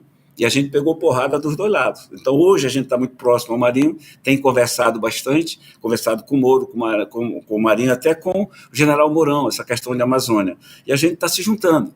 Né? O Pacheco foi reeleito. Eu não tinha nem dúvida que o Pacheco ganhava a eleição. Não tinha nenhuma dúvida, porque a gente conhece o perfil do que ficou e dos que vieram. Então, hoje nós estamos existindo aí, nós somos hoje, eu acho que uns 27, não seremos mais os 32. Nós não podemos aprovar grandes coisas, mas nós podemos atrapalhar muita coisa. E a gente está caminhando nessa união para ver até onde a gente chega.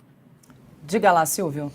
Senador, bom, temos aí talvez a principal discussão nas últimas semanas no Congresso é a CPMI mista do 8 de janeiro. Sai ou não sai? Assinaturas tem.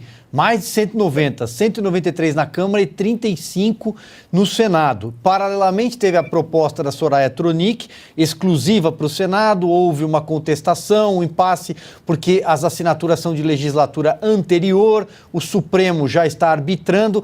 Mas o fato é que, na última hora, o governo vai tentar, pelo menos é o que a gente tem ouvido, fazer com que essa CPI exclusiva do Senado passe na frente da CPMI. Isso. Para que o governo tenha maioria, algo parecido com o que foi na CPI da Covid. Faz sentido essa avaliação que nós temos recebido? O senhor tem ouvido isso? Faz sentido, sim. A gente nota esse cuidado que estão tendo com a CPI que a Soraya pediu, e eu assinei o que ela pediu. O Pacheco está tendo cuidado de juridicamente ir lá nos advogados ver se cabe, porque aqueles senadores que assinaram, que saíram, não pode contar mais, então tira esses aí. Agora estão vendo se aqueles que assinaram, se eles confirmam. Por exemplo, hoje o Amin e eu, nós confirmamos da tribuna, que jamais retiraremos. Mas a gente sente, à medida que a CPMI se impõe e no Senado eles não vão conseguir tirar até o 27. Pode ser até que chegue a 28, mas nunca no Senado vai permanecer. Permanecerão 27 assinaturas no mínimo. Isso aí, no mínimo, não terá problema algum.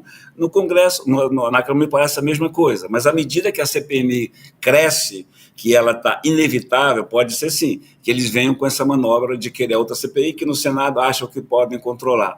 Né? E eu torço para que seja um ledo engano, para que a gente, a partir dessa CPI, a gente possa desmembrar o fio aí do novelo. Agora, CPI tem que ter, esse 8 de janeiro tem que ser reavaliado, a história tem que ser contada, né? Contada. Isso aí, alguém disse também agora aí que vai passar sim. Agora, como eu visitei a Papuda e a Colmeia, eu acho muito difícil esses inocentes aí condenados não terem problema psicológico daqui para frente. O que eu vi na Papuda, no olhar das pessoas, na Colmeia, no olhar das pessoas, o que eu vi, eu não consigo esquecer, e não vou esquecer tão cedo. Aquele inocente, né? Aquele que foi por ônibus. Tem uma coisa interessante aí, que eu vi na Papuda, de uma conterrânea amazonense, disse assim: senador, nós estávamos lá, eu, meu marido, o marido estava preso também, nós não estávamos fazendo nada, mas um homem fardado chegou para nós e disse assim: evitem entrar nos ônibus. E a gente não entendeu aquele recado. Inocente eu estava, não sei por que não entrar no ônibus. Eles realmente entraram no ônibus, foram para o matadouro sem ter conhecimento disso. E são muitos casos. Eu jamais vou esquecer o olhar daquelas pessoas que pensavam que eu, senador da República, todo engravatado, todo cheio de broche, pudesse fazer alguma coisa. E nada mais do que fiz foi ser intermediário entre a mulher presa e o marido preso, ligando para 2 filhos deles, lá em Joinville, que ela estava sem saber, 2 filhos menores, porque estava. Eu fiz essa ligação de um preso amazonense ligando para a mãe para dizer que conversei com ele. Foi um movimento, e repito, muita porrada por isso, mas um homem público não pode ter medo. É muito difícil, muito difícil. A gente precisa trazer isso à tona, precisa apurar. E o governo não quer porque tem culpa. Não tem disso, não quer porque tem culpa. Mas se o Senado não conseguir empurrar a CPMI ou a CPI, não tem por que mais a gente ficar gritando, se achando, né? Achando que pode fazer alguma coisa. Se não surgir uma CPI, a CPI das ONGs, né, que eu peço, está toda legalzinha para ser lida, está enfrentando barreiras tremendas. Aí você imagina falar no Jorge Soros aí. Imagina o que o Jorge Soros tem de financiamento. Esse Fundo Amazônia, que é uma balela para a Amazônia. O Fundo Amazônia só serve para financiar, só serve para botar luva na mão que eles escolhem. E é uma pura enganação. E a gente quer desvendar essa caixa preta também. Nós conversamos ao vivo com o senador Plínio Valério, só para registrar, mais de 52 mil pessoas nos acompanhando ao vivo aqui no programa Oeste Sem Filtro. Senador, muito obrigada pela sua participação aqui no programa. Até uma próxima. Até uma próxima. Sempre convidar, estarei aqui, porque é bom demais ouvi-los a todos vocês. Aprender e levar alguma informação. Boa noite, paz de Cristo a todos. Obrigada. E essa semana, a empresa de mídia e entretenimento Brasil Paralelo lançou mais um documentário em sua plataforma de assinantes, a trilogia A Direita no Brasil. A produção relembra o ressurgimento da direita brasileira e a trajetória vivida pelo movimento de 2013 a 2023. Para obter um retrato fiel do movimento, eles entrevistaram diversas personalidades que viveram essa década de protagonismo da nova direita. O objetivo do documentário é refletir sobre os erros e acertos desse período e buscar responder à incômoda pergunta: afinal, há um futuro para a direita no Brasil? A produção estreou com exclusividade no streaming da Brasil Paralelo, onde os assinantes podem assistir ao filme e entender mais profundamente os rumos políticos da chamada nova direita. Para facilitar o acesso de mais brasileiros a essa produção, a Brasil Paralelo decidiu aderir à Semana do Consumidor e você pode assinar pela metade do preço. Garanta agora a sua assinatura com 50% de desconto e libere seu acesso ao conteúdo completo da Brasil Paralelo.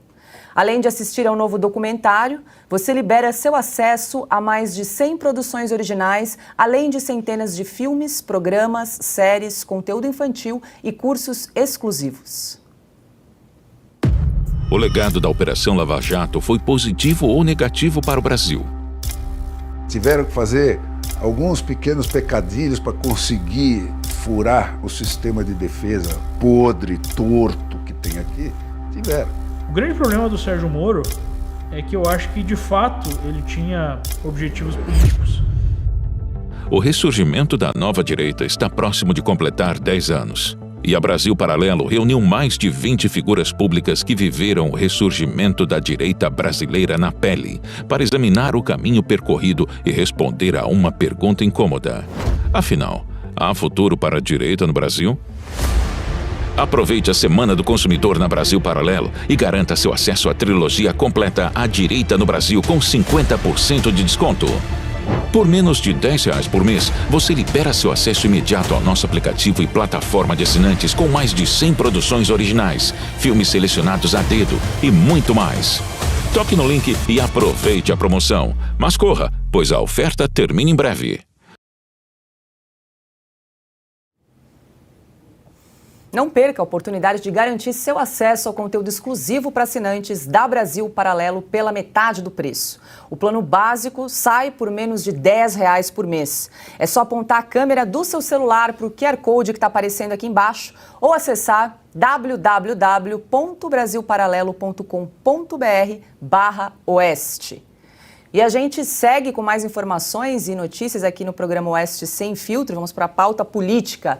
Rodrigo Pacheco determinou aos senadores que até amanhã confirmem ou retirem a assinatura no requerimento que pede a instalação da CPI sobre o 8 de janeiro. Novos nomes poderão ser incluídos. E a gente não deve confundir essa CPI proposta pela senadora Soraya Tronic com a comissão mista que reúne deputados e senadores. Nesta semana, Pacheco disse em resposta ao Supremo não ser possível instalar a CPI proposta pela senadora Soraya Tronic, porque as assinaturas foram coletadas na legislatura passada. Agora ele parece ter mudado de ideia, né, Silvio? Ô Paula, veja só, o senador Plínio Valério respondeu a essa pergunta e deixou bem clara qual é a estratégia em curso nesse momento no Congresso. Eu perguntei a ele, falei, faz sentido essa informação que a gente tem recebido das nossas fontes? Ele confirmou. Então, o que acontece? A senadora Soraya Tronic coletou assinaturas, 35 assinaturas, mais do que o mínimo necessário para instalar uma CPI sobre o 8 de janeiro no Senado. Aí, houve a constatação de que alguns dos nomes não estavam mais no exercício do mandato, são da legislatura anterior. Bom, houve uma provocação do Supremo Tribunal Federal e do próprio ministro, presidente do Senado, Rodrigo Pacheco. Provocação no sentido de ser instado a responder se valia, se não valia. O Pacheco disse que não vale. Bom, agora que a CPMI avança, tem 193 assinaturas de deputados, tem o número necessário de senadores, o que é que o governo, e é claro que o Pacheco está empurrando a CPMI com a barriga para ganhar tempo, né? E estipula 48 horas para reconfirmação de nomes da CPI exclusiva do Senado, é claro que essa é a manobra. O governo vai tentar, se não tiver mesmo como barrar uma CPI do 8 de janeiro, que a CPI seja exclusiva do Senado, porque lá o Rodrigo Pacheco teve uma maioria folgada na votação em relação ao Rogério Marinho, o próprio senador Plínio acabou de dizer que aqueles 32 nomes talvez sejam 27, por aí vai, ou seja, a CPI vai ser dominada pelo governo, vai ser uma CPI como a CPI da Covid, um puro palanque eleitoral fora de época, um grande teatro, uma produção em larga escala de manchetes de festim para o consórcio da imprensa e ninguém vai investigar nada. Porque se o governo tem alguma culpa nessa história, tanto que não quer uma CPMI, não vai se chegar a uma conclusão com uma CPI exclusiva do Senado. Ou alguém imagina que Renan Calheiros, Omar Aziz, Randolfo Rodrigues e grande elenco não estarão presentes justamente para blindar qualquer tipo de investigação. Então é necessária a participação dos deputados, porque lá a trincheira é muito grande da oposição. E a oposição vai ter maioria nessa comissão. Então os vídeos na íntegra de tudo o que aconteceu e foi monitorado serão requeridos.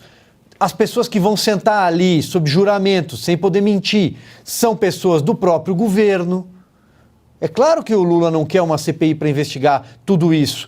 Durante 6 meses, por exemplo, que é o tempo prorrogável para uma CPI, no primeiro ano de governo que ele não tem nada para mostrar, o governo dele, obviamente, vai acabar produzindo o quê? Notícias ruins. A CPI vai produzir notícias ruins sobre o governo dele. É disso que se trata, é uma manobra. Agora, se vai dar certo ou não, mais uma vez, se o senador Rodrigo Pacheco cumprir a sua prerrogativa constitucional, o dever do seu mandato e da cadeira que ocupa, ele vai ler na sessão do Congresso que ele tem que marcar a CPMI e ela será instalada.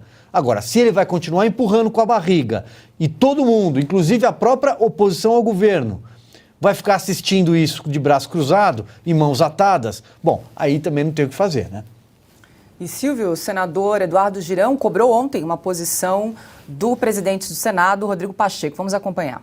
Eu gostaria de perguntar ao senhor com relação à próxima reunião do Congresso Nacional, porque a CPMI e a população está fazendo um pouco de confusão com relação a isso, e a letra M faz toda a diferença. Eu acredito que tem mais legitimidade. Vou explicar rapidamente por quê. Porque as 2 casas foram depredadas, fruto de vandalismo, né, no dia 8 de janeiro. Não apenas o Senado Federal, mas também a Câmara dos Deputados. É como aconteceu no Capitólio, lá nos Estados Unidos, né? Então, o Congresso Nacional foi quem fez a investigação. Então, eu queria saber, porque é uma crescente demanda da sociedade, saber quando é que está agendada a próxima reunião do Congresso, que eu tenho certeza que a primeira coisa que o senhor vai fazer vai ser ler essa CPI, que ela seja instalada. E Rodrigo Pacheco tentou se explicar em de um mês. Senador Eduardo Girão, a sessão do Congresso Nacional será designada. Obviamente, nós devemos fazer a definição da pauta da sessão do Congresso Nacional, que pressupõe a definição por parte dos líderes do Congresso, da minoria, dos partidos políticos, quanto aos vetos que serão objeto da sessão do Congresso Nacional. Mas pretendemos fazê-la o mais brevemente possível e, obviamente, todos os requerimentos sejam pertinentes e, no caso de uma CPMI com fato determinado e que contém as assinaturas, será naturalmente lido pela presidência do Congresso Nacional. Mas a definição da sessão é preciso ter um alinhamento dos líderes para que não seja uma sessão exclusiva para a leitura de um requerimento. Ana, afinal, você entendeu quando vai ser lido esse requerimento? Não entendi. Vamos chamar a Dilma, né, para ajudar, ou então a ministra do esporte. Quem sabe eles dão uma luz aqui para gente. O Silvio foi irretocável na análise da CPI e da CPMI, né? As pessoas precisam entender e distinguir muito bem isso. E para falar aí a linguagem das redes sociais, essa CPI do Senado é roubada, né? Os senadores tinham que fugir dessa CPI, porque sabemos muito bem que tipo de conduta o Rodrigo Pacheco vai ter em relação a essa CPI exclusiva do Senado. E caso a CPI com a CPMI, caso elas venham aí a bater de frente, isso pode cair no Supremo Tribunal Federal, e aí é certeza absoluta, né, para que lado a mão do Supremo vai pesar. Vai pesar para uma CPI no Senado. E isso nós não queremos. Primeiro que o senador Girão foi muito pertinente, perfeito na sua colocação. As duas casas foram vandalizadas. Então é preciso que tudo isso seja ouvido numa CPMI, longe desse traidor da pátria aí, Rodrigo Pacheco. E aí, Augusto? O Pacheco é advogado, né? O que ele está tentando fazer é conhecido aí nos tribunais como chicana. Chicana. Não é coisa de advogado, é malandragem, esperteza. A gente, por elegância, chama de manobra diversionista. É chicana mesmo. Ele está tentando ressuscitar, como diz ali a Tarja, ressuscitar essa CPI para sepultar a que interessa, que é a CPMI. Agora, ele sabe ser sabujo, né? Quando, para garantir para vencer a causa que ele defende, né, em favor dos responsáveis pelo desastre, pela tragédia de Mariana, ele faz qualquer negócio para agradar o Supremo, que assim ele terá a garantia de se ver a causa dele vencedora, o que aumentará em alguns bilhões, aí, milhões a sua fortuna, não é pouca coisa, né? Muitos milhões. Para agradar o governo, ele também faz qualquer negócio, não tem limite para sabugice. Esse aí, o eleitorado mineiro teve de escolher porque não queria a Dilma. Encontrou uma figura que é pior que a Dilma e que fala agora de um mês. Ele não dá para entender o que esse cara fala. Imagina se ele redigir assim as petições dele, mas olha, ninguém no Supremo que está habituado a qualquer coisa, até em alemão, eles julgam causas, ninguém no Supremo vai entender. Eu não entendi o que ele disse. Eu só percebi que é uma chicana. Ele quer botar outra CPI para ver se não investiga o que ele chama de golpe, feito por terroristas. Malandro, né? Augusto, só para complementar o que você está dizendo, e muito bem, tanto é trambique essa CPI do Senado que tem assinaturas do PT a favor dela lá atrás. Tem assinaturas da base do governo, de partidos do governo. É claro, tá na cara que é trambique. E não venham com essa história também, que já escutei de alguns deputados e até senadores nessa semana, Augusto, Paula, Ana, de que não pode duas CPIs com o escopo parecido funcionar concomitantemente. É mentira. Em 2005, na época do Mensalão, a CPI dos Correios, que a verdadeira CPI, a que investigou o Mensalão, que denunciou os 40 ladrões e companhia, funcionou paralelamente a tal da CPI do Mensalão, que tinha o nome de CPI do Mensalão, mas era um puro teatro. Era a CPI do Paulo Pimenta, não precisa falar mais nada. Então, é possível sim ter uma CPMI e ter uma CPI. Exclusiva de uma casa. Diga lá, o meu medo é que isso caia, né? Esse debate caia no colo do STF. E aí nós sabemos muito bem, não importa qual foi o passado, ou o que diz a lei, a Constituição, ou o regimento interno das casas, do Congresso, eles vão decidir para que a CPMI seja enterrada, porque a CPMI vai sim investigar se houve infiltrados, prevaricação do ministro da Justiça, enfim, as agências de inteligência. E nós sabemos que a CPI do Rodrigo Pacheco ali vai ser uma CPI num ambiente controlado. A pergunta que eu tenho para você, Silvio, a Soraya Tronic não poderia retirar o pedido dessa CPI do Senado? Eu creio, Ana, que agora esse pedido de validação das assinaturas que o Rodrigo Pacheco é tanto trambique, como eu falei, é truque, que é justamente para que ela não possa fazer isso, para que as assinaturas sejam refeitas. Então, temos agora número oficial da atual legislatura para uma comissão. É isso que eles estão tentando, simples assim.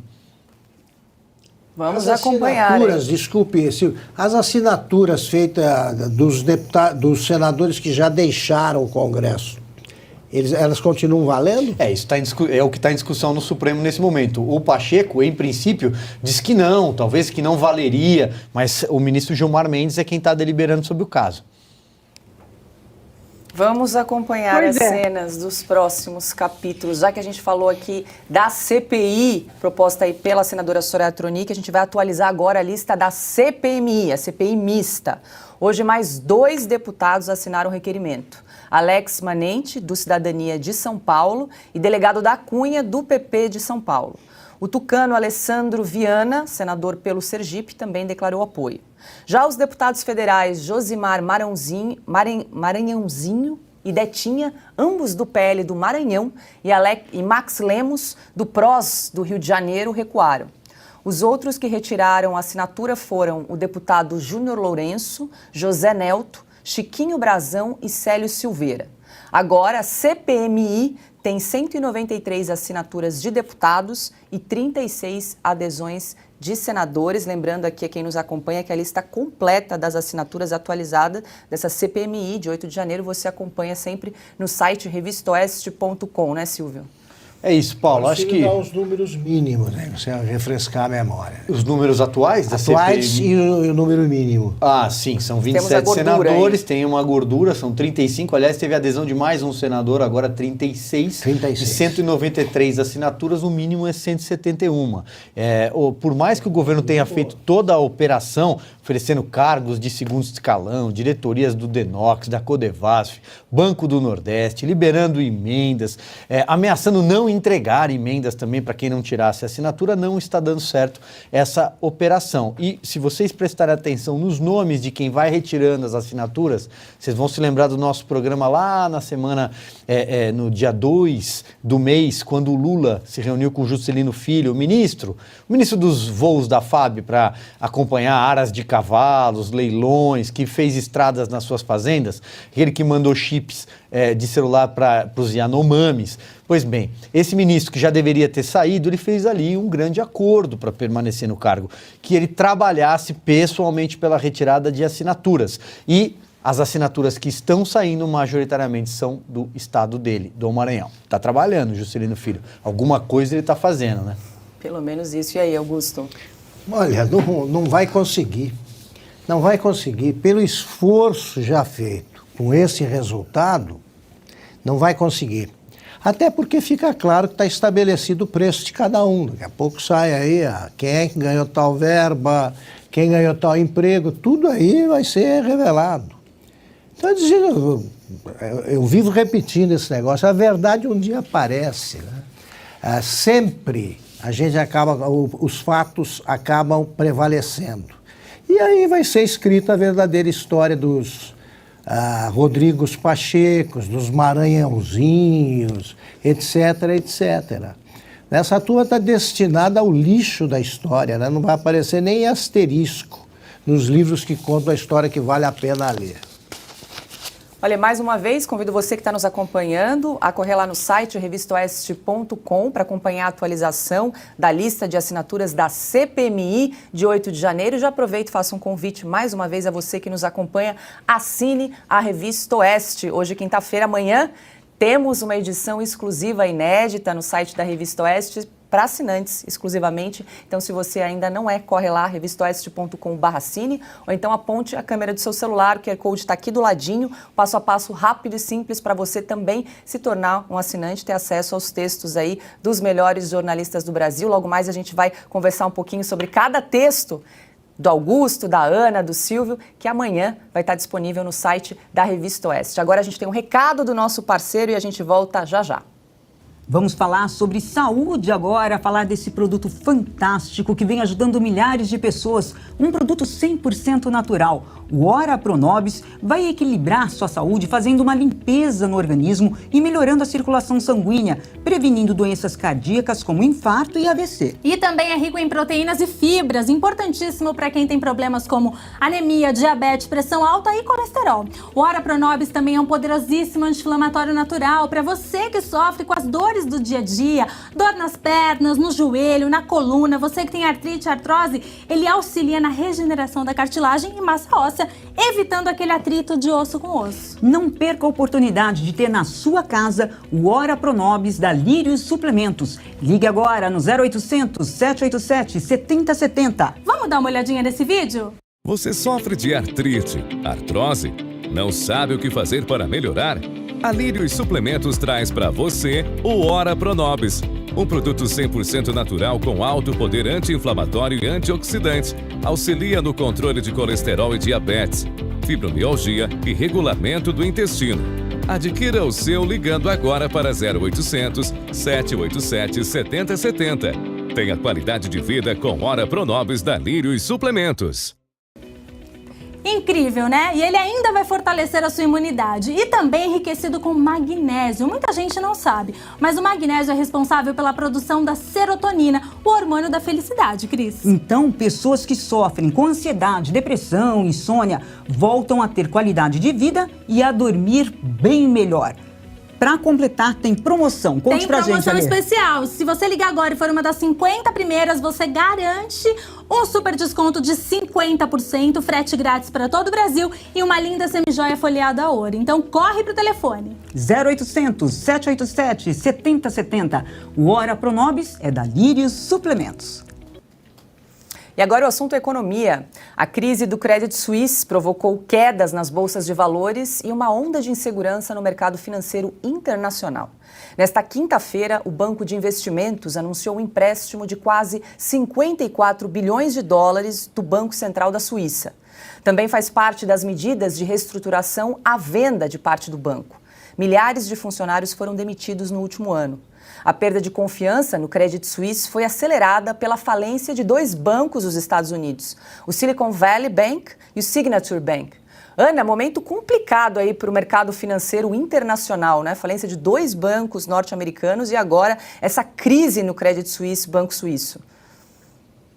Pois é, e sabe um detalhe sobre esses bancos, o Silicon Valley Bank e o Signature Bank, que a imprensa brasileira não está divulgando, mal aqui a imprensa americana, Tucker Carlson explorou bastante essa semana, os donos desses bancos, tanto do Silicon Valley Bank quanto do Signature Bank, são doadores do Partido Democrata, de Hillary Clinton, de Joe Biden e na casa dos milhões de dólares. Então agora a pergunta, né, que os americanos estão fazendo aqui é se houve alguma ajuda nos bastidores que possa ter empurrado essa crise, né, que essa crise talvez deveria ter acontecido de uma maneira mais branda, digamos assim, mas fato é que a combinação dessa irresponsabilidade desses bancos, irresponsabilidade fiscal até desses bancos, mais a impressora do Joe Biden ligada 24 horas por dia e o dinheiro, né, que causou aí uma inflação histórica nos Estados Unidos, forçando o Fed, que é o Banco Central americano, a elevar a taxa de juros.